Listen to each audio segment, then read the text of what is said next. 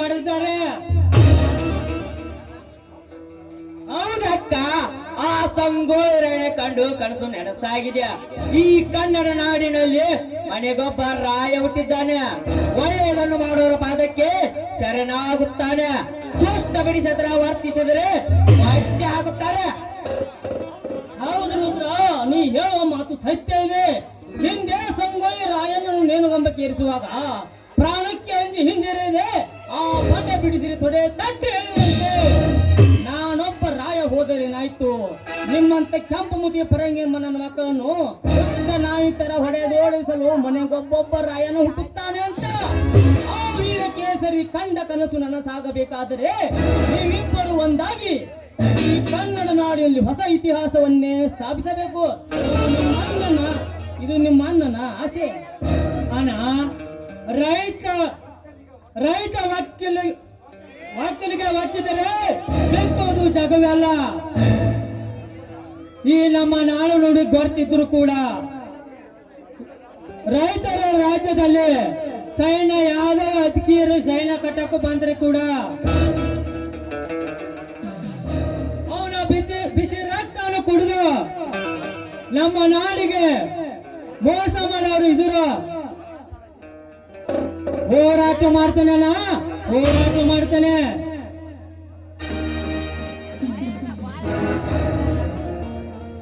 ರೀ ನೋಡ್ರಿ,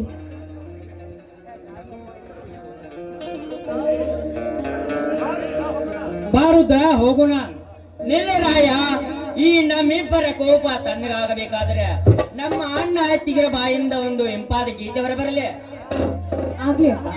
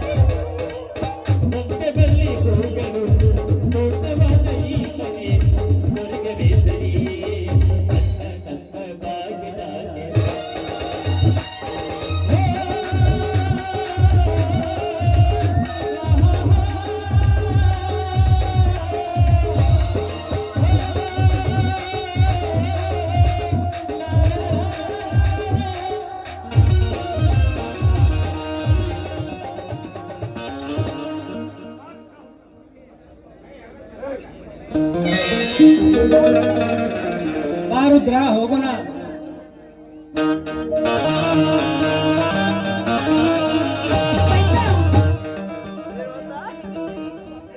ರೀ ಮೊದ್ಲೇ ಆ ವೆಂಕಟೇಗೌಡ ತುಂಬಾ ಕೆಟ್ಟನು ರೀ.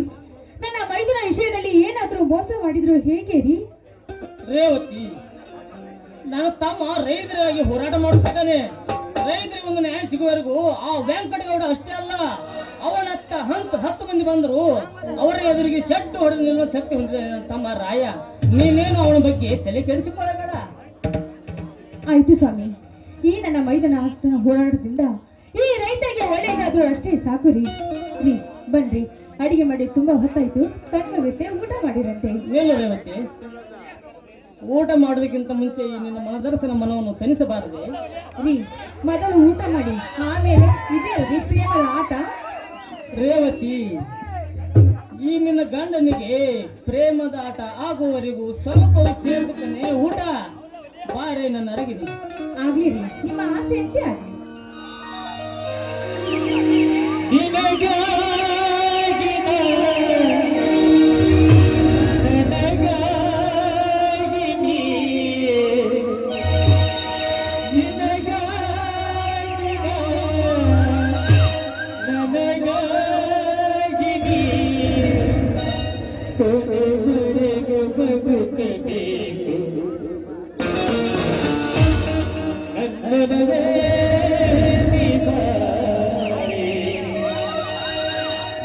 ಚಲುವೆ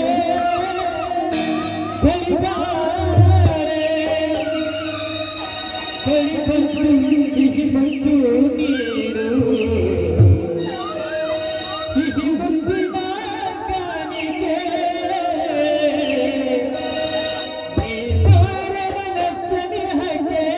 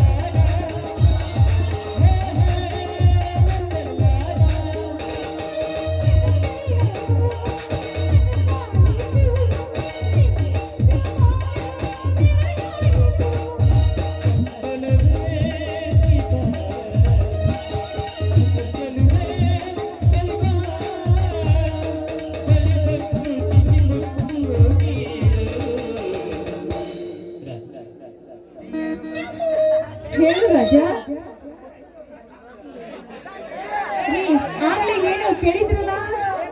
ಒಂದು ಮುತ್ತು ಕನೆ ಮುತ್ತು. ಏನ್ರಿ ಇಷ್ಟೊಂದು ವಯಸ್ಸಾಗಿದೆ ಇನ್ನು ನಿಮ್ಗೆ ಮುತ್ತು ಬೇಕಾ? ಹೋಗ್ರಿ, ಮುತ್ತು ಅಂದ್ರೆ ನಂಗೆ ತುಂಬಾ ನಾಚಿಕೆ ಆಗತ್ತೆ ಕಣ್ರಿ. ಸಿಹಿ ಮುತ್ತಿನ ಕಾಣಿಕೆ, ಈ ಬಾಳ ಕನಸಿನ ಹಾಗೆ. ಸಿಹಿ ಮುತ್ತಿನ ಕಾಣಿಕೆ, ಈ ಬಾಳ ಕನಸಿನ ಹಾಗೆ.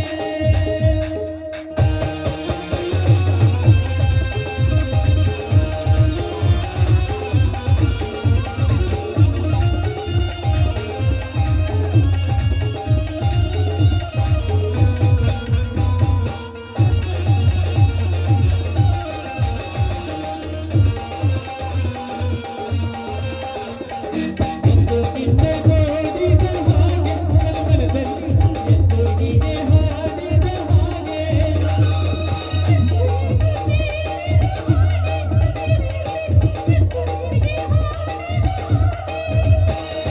ಅಂತರಾಳದಲ್ಲಿಯೇ ನೀನು ತೋರುವುದು ನನಗೆ. ಏನು ಆತರವು ಏನು ಆತರವು ಎಂದು ಹೀಗೆ ಕಾಣೆ.